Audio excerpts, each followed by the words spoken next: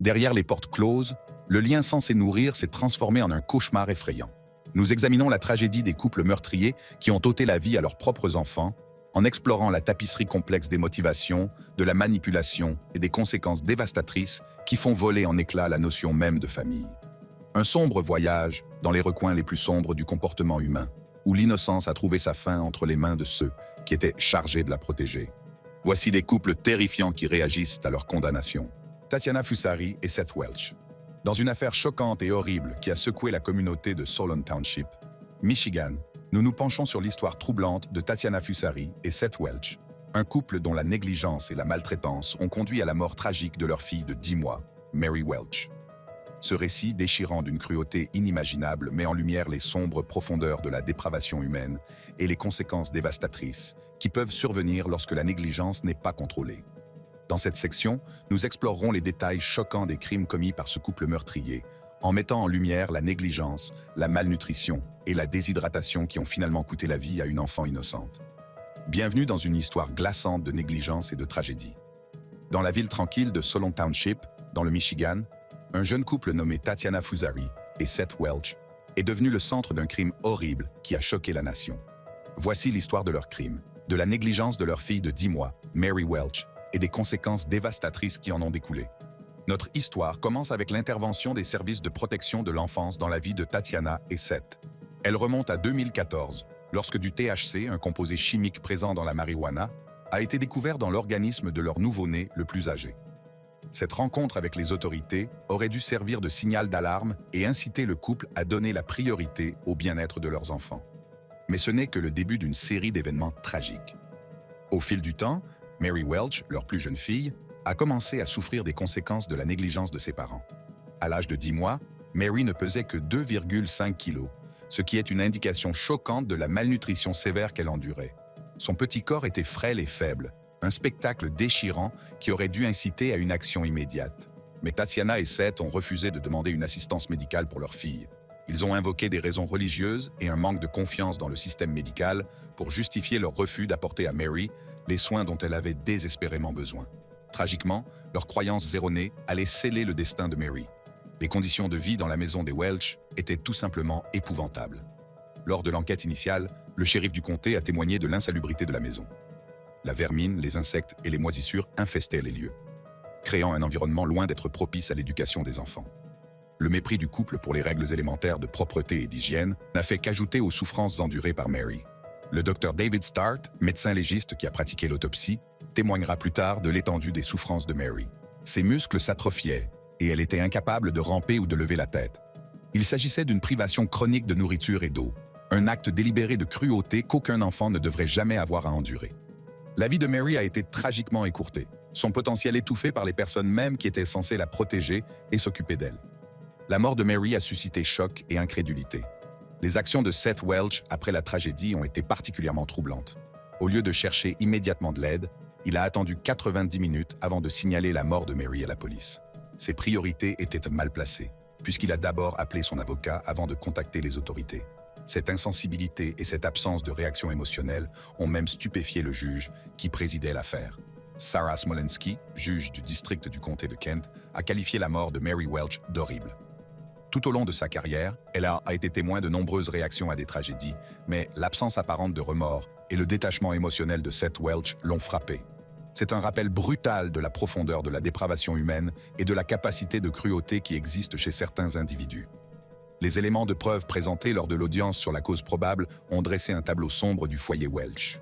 L'enquêteur du bureau du shérif du comté de Kent a témoigné des conditions insalubres dans lesquelles vivait Mary. Des excréments de souris ont été trouvés dans des tiroirs et la maison était infestée de mouches.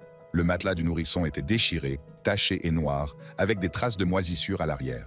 C'était un reflet frappant de la négligence et du mépris des conditions de vie élémentaires dont Mary a fait l'objet.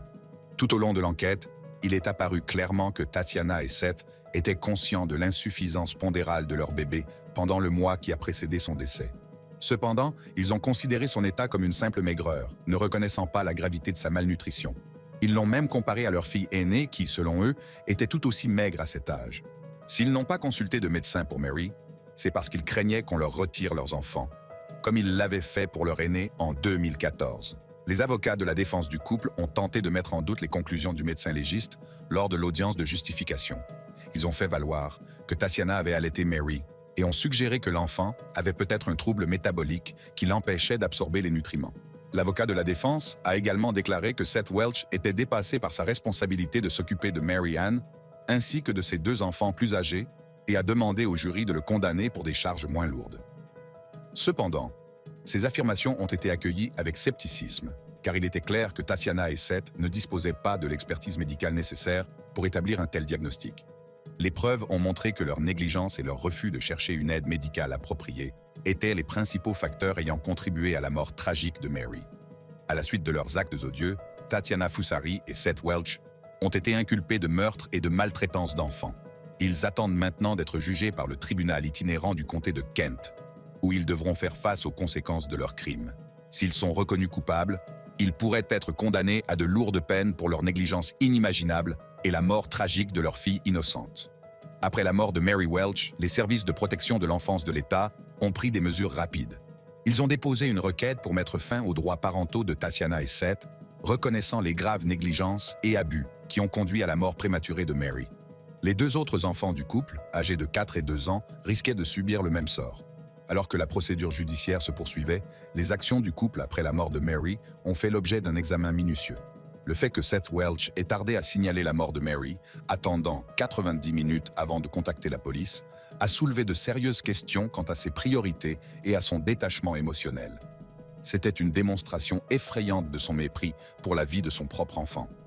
En juin 2020, Seth Welch a dû faire face aux conséquences de ses actes. Il a été reconnu coupable de meurtre au premier degré et condamné à la prison à vie sans possibilité de libération conditionnelle. Le tribunal a reconnu la gravité de ses crimes et l'impact dévastateur qu'ils ont eu sur la vie de Mary. La peine a été une petite mesure de justice pour la vie innocente qui a été perdue. En 2021, Tatiana Foussari a témoigné au cours du procès, mettant en lumière la relation abusive qu'elle a endurée avec Seth. Elle a affirmé qu'il était physiquement et sexuellement violent et qu'elle n'était pas autorisée à emmener Mary chez un médecin. Elle reproche à ces abus son incapacité à s'occuper correctement de sa fille. Cependant, elle a également affirmé qu'elle n'avait pas remarqué la détérioration de l'état de santé de Mary et qu'elle ignorait la cause exacte de son décès. En novembre 2021, Tatiana Foussari a été condamnée à son tour. Elle a également été reconnue coupable de meurtre au premier degré et condamnée à la prison à vie sans possibilité de libération conditionnelle. En outre, elle a été condamnée à une peine de 15 à 30 ans de prison pour maltraitance d'enfants au premier degré. Le tribunal a reconnu son rôle dans la négligence et les abus qui ont conduit à la mort tragique de Mary. La condamnation de Tatiana et de Seth a marqué la fin d'un long et douloureux chapitre dans la vie des personnes touchées par ce crime horrible. La perte de Mary Welch nous rappelle brutalement l'importance de protéger les membres les plus vulnérables de notre société et les conséquences dévastatrices que peuvent avoir la négligence et la maltraitance lorsqu'elles ne sont pas contrôlées. Alors que nous réfléchissons à cette histoire poignante, souvenons-nous de Mary Welch, une jeune vie interrompue par les personnes mêmes qui auraient dû l'aimer et s'occuper d'elle. Que son souvenir serve d'appel à l'action, nous incitant tous à faire preuve de vigilance pour protéger les innocents et veiller à ce qu'aucun enfant ne subisse le même sort. Larissa et Christopher Rodriguez. Aujourd'hui, nous vous présentons une autre affaire qui vous laissera sans voix. Dans cette section, nous allons découvrir les crimes horribles commis par Larissa et Christopher Rodriguez, un couple dont les actes ont choqué la nation. Larissa Rodriguez, mère de 10 enfants, et son compagnon Christopher Rodriguez sont au centre d'une histoire effrayante d'abus, de négligence et de meurtre. Leur fils handicapé de 5 ans, Jordan, a tragiquement perdu la vie sous leur responsabilité, et les détails entourant sa mort sont tout simplement horribles. Nous explorerons les faits choquants de cette affaire, de la découverte du corps sans vie de Jordan, enterré dans leur jardin, aux conditions déplorables dans lesquelles les enfants ont été forcés de vivre. Nous nous pencherons également sur les procédures judiciaires et les plaidoyers de culpabilité de Larissa et Christopher. Dans la banlieue tranquille de Cleveland, dans l'Ohio, une histoire d'horreur s'est déroulée entre les murs d'une maison apparemment ordinaire. Larissa Rodriguez et Christopher Rodriguez, un couple dont la vie était remplie de ténèbres et d'actes innommables, allait bientôt devenir le centre d'une histoire criminelle glaçante qui a choqué la nation. Larissa Rodriguez, 34 ans et mère de 10 enfants, et son compagnon, Christopher Rodriguez, semblaient être un couple ordinaire menant une vie apparemment normale. Mais derrière les portes closes, une sinistre réalité attendait leurs enfants, en particulier Jordan, le fils handicapé de Larissa, âgé de 5 ans. La chronologie des événements qui ont conduit à la découverte du corps sans vie de Jordan, le 19 décembre, dans l'arrière-cour de leur maison de Detroit Shoreway, brosse un tableau inquiétant de négligence, de maltraitance et d'un mépris total de la vie humaine. C'est un tuyau du frère de Christopher Rodriguez, qui se trouvait au Pakistan à l'époque, qui a finalement fait éclater la vérité. Mais les horreurs qui se sont déroulées duraient depuis bien trop longtemps. Les enquêteurs pensent que Jordan a été vu vivant pour la dernière fois en septembre et qu'il est mort aux alentours du 22 septembre. Les détails concernant sa mort sont tout simplement horribles. Lorsque le corps sans vie de Jordan a été découvert, il présentait de nombreux signes de maltraitance, notamment des côtes cassées. Les procureurs ont révélé que la mère de Jordan, Larissa, n'avait pas cherché à obtenir un traitement médical pour lui, ce qui a conduit à sa mort prématurée. Mais les mauvais traitements et la négligence ne se sont pas arrêtés là. Les travailleurs sociaux qui ont visité le foyer de Larissa l'ont décrit comme étant dans des conditions déplorables et insalubres. La maison était infestée de rats et de cafards, et les enfants étaient soumis à des horreurs inimaginables. En fait, les travailleurs sociaux ont découvert qu'un enfant mangeait un sandwich rempli de cafards, une image déchirante qui entra à jamais ceux qui en ont été témoins. La découverte du corps de Jordan et les conditions choquantes du foyer ont soulevé de sérieuses questions sur l'efficacité du système de protection de l'enfance. Comment des abus et des négligences aussi horribles ont-ils pu passer inaperçus pendant si longtemps? Il a été révélé que Larissa Rodriguez avait fait l'objet de 13 enquêtes pour abus ou négligence depuis 1999, ce qui met encore plus en évidence l'incapacité du système à protéger les enfants vulnérables. Au fil de l'enquête, Larissa et Christopher Rodriguez ont été inculpés de meurtre en relation avec la mort de Jordan. Cependant, ils ont tous deux plaidé non coupables des accusations de meurtre, ouvrant la voie à une bataille juridique qui allait révéler des détails encore plus choquants. Mais l'histoire ne s'arrête pas là. Larissa Rodriguez a récemment plaidé coupable à d'autres chefs d'accusation, dont le trafic de bons d'alimentation, la fraude aux télécommunications, le vol qualifié et le blanchiment d'argent. Il s'est avéré que Larissa avait été impliquée dans une combine avec une assistante sociale engagée par Catholic Charities. Nancy Caraballo, l'assistante sociale, payait Larissa environ 50 centimes par dollar en espèces pour l'utilisation de sa carte d'allocation alimentaire. L'argent obtenu par ce biais a été utilisé par Larissa pour payer ses factures de téléphone portable, son essence et même pour rendre visite à son petit ami alors qu'il était en prison dans le comté de Medina. L'enquête a également mis au jour des manquements choquants de la part de Nancy Caraballo. Elle était censée effectuer des visites mensuelles à domicile pour vérifier la situation des enfants et les conditions de vie de Larissa. Mais il a été découvert qu'elle s'était contentée de prendre la carte de bon d'alimentation à plusieurs reprises sans inspecter le domicile. Caraballo a déposé de faux rapports, prétendant avoir effectué les inspections nécessaires, ce qui met encore plus en évidence les défaillances du système conçu pour protéger les enfants vulnérables. Larissa Rodriguez a finalement été condamnée à 6 ans de prison pour ses crimes, tandis que Nancy Caraballo a reçu une peine de 3 ans. Les procédures judiciaires ont mis en lumière la profondeur de la dépravation dont Larissa et Christopher Rodriguez étaient capables. Alors que nous nous penchons plus avant sur cette choquante histoire criminelle vraie, nous ne devons pas oublier la vie innocente qui a été perdue. L'histoire tragique de Jordan nous rappelle brutalement la noirceur qui peut régner dans notre société et le besoin urgent de changement. La découverte du corps sans vie de Jordan ayant provoqué une onde de choc dans la communauté, les enquêteurs n'ont pas tardé à reconstituer le puzzle de sa mort tragique. Les preuves qu'ils ont découvertes ont dressé un tableau effrayant de maltraitance et de négligence. L'autopsie a révélé que Jordan présentait de nombreux signes de maltraitance, notamment des côtes cassées. Il est apparu clairement que sa mère, Larissa Rodriguez, n'avait pas cherché à obtenir un traitement médical pour lui, ce qui a conduit à sa mort prématurée. Les preuves s'accumulant contre Larissa et Christopher Rodriguez, ils ont été inculpés de meurtre en relation avec la mort de Jordan. Cependant, ils ont tous deux plaidé non coupables, ouvrant la voie à une bataille juridique qui allait captiver la nation. La salle d'audience s'est transformée en champ de bataille, lorsque l'accusation a présenté un dossier convaincant contre le couple. Elle a mis en évidence la négligence, les mauvais traitements et les conditions déplorables dans lesquelles les enfants étaient contraints de vivre. La défense, quant à elle, a brossé un tableau différent, tentant de jeter le doute sur les preuves et de rejeter la responsabilité sur Larissa et Christopher Rodriguez. Alors que la communauté était aux prises avec les conséquences de la catastrophe, des services de soutien ont été mis en place pour aider les enfants survivants à guérir du traumatisme qu'ils avaient subi. Le cas de Larissa et Christopher Rodriguez est un rappel obsédant de la noirceur qui peut exister dans notre société. C'est un appel à l'action qui nous incite à être vigilants et à donner la priorité à la sécurité et au bien-être de nos membres les plus vulnérables.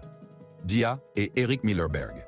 Préparez-vous à être captivé par la découverte des détails effrayants de leurs actes odieux qui ont laissé une communauté incrédule. De leur implication dans la drogue et un style de vie destructeur aux conséquences tragiques qui ont suivi, cette histoire vous laissera interrogatif sur les profondeurs de la dépravation humaine. Rejoignez-nous pour plonger dans le monde tordu de Dia et Eric Millerberg, un couple dont les actes ont choqué la nation et changé à jamais la vie des personnes impliquées. Pour comprendre le chemin tortueux dans lequel Dia et Eric Millerberg allaient s'engager, il faut d'abord se plonger dans leurs premières années de vie. Nés dans un monde de chaos et de dysfonctionnement, leur enfance a été marquée par la tragédie et l'instabilité. Dia Millerberg, née Dia Redding, a grandi dans une petite ville de l'Utah. Dès son plus jeune âge, elle a été exposée à un environnement tumultueux, ses parents se livrant fréquemment à la toxicomanie et à des activités criminelles. Négligée et livrée à elle-même, Dia a rapidement appris à survivre dans un monde incertain. Eric Millerberg, quant à lui, a été élevé dans un foyer brisé. Ses parents ont divorcé alors qu'il n'était qu'un enfant, le laissant émotionnellement marqué et en quête de stabilité. Sans modèle positif pour le guider, Eric a trouvé du réconfort dans la rue, où il a sombré dans la criminalité et la toxicomanie. Le destin a voulu que les chemins de Dia et d'Eric se croisent à l'adolescence. Attirés par leurs expériences communes de traumatisme et leur désir d'évasion, ils ont formé un lien qui les a menés sur une voie sombre et destructrice. C'est au cours d'une rencontre fortuite, lors d'une fête locale, que Dia et Eric ont posé les yeux l'un sur l'autre. Âmes perdues à la recherche de quelque chose de plus, ils ont été immédiatement attirés par la fragilité de l'un et de l'autre. Ils étaient loin de se douter que leur union déclencherait une tempête de chaos et de violence. Leur relation s'est rapidement épanouie, alimentée par un amour commun pour la drogue et le frisson de la rébellion. Dia et Eric sont devenus inséparables, leur vie s'entremêlant dans une dangereuse danse d'addiction et de criminalité. Ensemble, ils s'embarquent pour un voyage qui laissera dans son sillage une traînée de destruction. La drogue est devenue la pièce maîtresse de la relation entre Dia et Eric, leur permettant d'échapper aux dures réalités de leur vie. Ils s'adonnèrent souvent à la méthamphétamine, une substance hautement addictive et destructrice qui alimentait leur descente dans l'obscurité. Au fur et à mesure que leur dépendance se renforçait, ils se sont mis à participer à des activités criminelles. Dia et Eric se sont fait connaître dans leur communauté pour leur implication dans le trafic de drogue et les petits vols.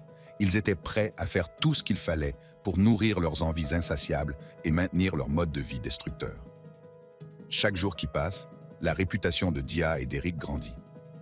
Ils sont devenus un couple à craindre, leur comportement imprévisible et leurs tendances à la violence provoquant des ondes de choc au sein de la communauté. Il était clair que leur chemin les menait vers une collision avec la tragédie. Et puis, le destin est intervenu une fois de plus. Dia et Eric avaient besoin d'une babysitter pour leur jeune enfant, et c'est alors qu'ils ont rencontré Alexis Rasmussen, une jeune fille de 16 ans, brillante et innocente. Alexis était loin de se douter que son association avec les Millerberg allait déboucher sur une nuit d'horreur inimaginable. La nuit du 10 septembre 2011 restera à jamais gravée dans les annales de l'horreur. C'est au cours de cette soirée fatidique que Dia et Eric Millerberg, consumés par leur propre désir tordu, allaient commettre un acte odieux qui allait briser la vie des personnes impliquées. Dia et Eric, à la recherche d'une babysitter pour leur jeune enfant, ont vu une opportunité dans Alexis Rasmussen, qui ne se doutait de rien. Ils l'ont attiré chez eux en lui faisant miroiter un emploi de babysitter, lui promettant un moyen facile de gagner un peu d'argent supplémentaire. Alexis était loin de se douter que ce serait le début de son cauchemar. Une fois dans leur maison, Dia et Eric n'ont pas perdu de temps pour introduire Alexis dans leur monde de la drogue. Ils lui ont offert un cocktail mortel de méthamphétamine, une substance puissante et hautement addictive. Alexis, naïf et vulnérable, a succombé à leur manipulation, scellant sans le savoir son destin tragique. Au fur et à mesure que les drogues s'emparent de leur sens, la situation devient incontrôlable. Dia et Eric, consumés par leurs propres désirs et leur paranoïa, se sont lancés dans un plan à trois sous l'effet de la drogue, alors qu'Alexis était sans défense et vulnérable. Les limites entre le plaisir et la violence s'estompent et la nuit se transforme en cauchemar. Dans un accès de rage et de paranoïa, Eric Millerberg, sous l'emprise d'un mélange toxique de drogue et de ses propres désirs tordus, a étranglé Alexis Rasmussen jusqu'à ce que mort s'ensuive. Sa jeune vie s'est éteinte dans un acte de violence brutale. Ses rêves et ses aspirations lui ont été volés à jamais. La panique s'est emparée de Dia et d'Eric, qui ont réalisé la gravité de leurs actes. Ils étaient maintenant confrontés à la tâche ardue de dissimuler leurs crimes, désespérant d'échapper aux conséquences de leur acte monstrueux. Leurs esprits tordus ont concocté un plan pour se débarrasser du corps d'Alexis, dans l'espoir d'effacer toute preuve de leur acte odieux. Sous le couvert de l'obscurité, Dia et Eric se sont rendus en voiture dans un endroit isolé, le cœur battant la chamade sous l'effet de la peur et de l'adrénaline. Ils ont creusé une tombe peu profonde, enterrant le corps sans vie d'Alexis, espérant qu'il serait oublié par le monde. Mais ils étaient loin de se douter que leurs actes ne passeraient pas inaperçus. Les jours se sont transformés en semaines et la vérité a commencé à se dévoiler. La famille d'Alexis s'inquiète de plus en plus en réalisant qu'elle a disparu sans laisser de traces. Les forces de l'ordre ont lancé une enquête intensive, ne négligeant aucune piste pour trouver des réponses. Les preuves contre Dia et Eric Millerberg étaient accablantes. Les analyses médico-légales, les témoignages et leur propre tissu de mensonges indiquaient toute leur culpabilité. Les murs se refermaient sur le couple de tueurs, et leur façade d'invincibilité commençait à s'effondrer. Dans une tournure d'événements choquante, Dia et Eric ont été arrêtés et accusés du meurtre d'Alexis Rasmussen. La communauté a été laissée dans l'incrédulité, luttant pour comprendre les profondeurs de la dépravation qui s'était déroulée en son sein. Le procès qui s'ensuivit fut un spectacle de révélations choquantes et de détails troublants. Le procès de Dia et Eric Millerberg a été un spectacle qui a captivé la nation. La salle d'audience est devenue le théâtre des révélations choquantes et des détails troublants entourant leurs crimes odieux. Il s'agissait d'une bataille entre la justice et les forces obscures qui avaient consumé la vie de ce couple de tueurs. L'accusation a présenté un dossier convaincant contre Dia et Eric, dressant le portrait d'un couple dépravé, mu par ses propres désirs obscurs et un mépris total pour la vie humaine. Les preuves étaient accablantes et ne laissaient guère de place au doute. La défense a cependant tenté de présenter Dia et Eric comme des victimes des circonstances. Ils ont fait valoir que leur éducation difficile et leur toxicomanie avaient obscurci leur jugement, les entraînant sur la voie de la destruction. Mais le jury a vu clair dans leur tentative de rejeter la faute sur autrui et les a tenus pour responsables de leurs actes. Tout au long du procès, l'impact émotionnel sur la famille d'Alexis Rasmussen a été palpable. Ils étaient assis dans la salle d'audience, le cœur lourd de chagrin et de colère, alors qu'ils écoutaient les détails horribles des derniers instants de leur fille. La douleur qu'ils ont endurée était incommensurable, et leur quête de justice est devenue une force motrice. Après des semaines de témoignages et de délibérations passionnantes, le jury a rendu son verdict. Dia et Eric Millerberg ont été reconnus coupables de meurtre, leur sort étant scellé par le poids des preuves retenues contre eux. La salle d'audience a éclaté dans un mélange de soulagement et de tristesse, alors que justice était enfin rendue à Alexis Rasmussen. Le juge, reconnaissant la gravité de leurs crimes, a prononcé une sentence qui garantirait que Dia et Eric paieraient pour leurs actes monstrueux. Ils ont été condamnés à la prison, où ils passeront le reste de leur vie derrière les barreaux, séparés à jamais de la société qu'ils ont terrorisée. Les conséquences des crimes de Dia et d'Eric ont laissé sur la communauté une cicatrice qui ne se refermera jamais complètement. La tragédie de la mort d'Alexis Rasmussen a rappelé brutalement les dangers qui se cachent dans l'ombre, attendant de s'en prendre aux innocents. Elle a suscité des conversations sur la nécessité d'être vigilant et sur l'importance de protéger les personnes les plus vulnérables. La communauté s'est mobilisée, offrant soutien et réconfort à la famille endeuillée d'Alexis. Ils ont promis d'honorer sa mémoire en plaidant pour la justice et en sensibilisant la population aux conséquences dévastatrices de la toxicomanie et de la manipulation. L'héritage d'Alexis Rasmussen perdure, comme un symbole de résilience et de lutte pour la justice. Son histoire tragique nous rappelle qu'il faut chérir et protéger les innocents, et ne jamais fermer les yeux sur les signes de danger qui peuvent nous guetter. Si vous avez aimé cette vidéo, regardez nos autres vidéos géniales sur la chaîne. Merci d'avoir regardé, et à la prochaine fois.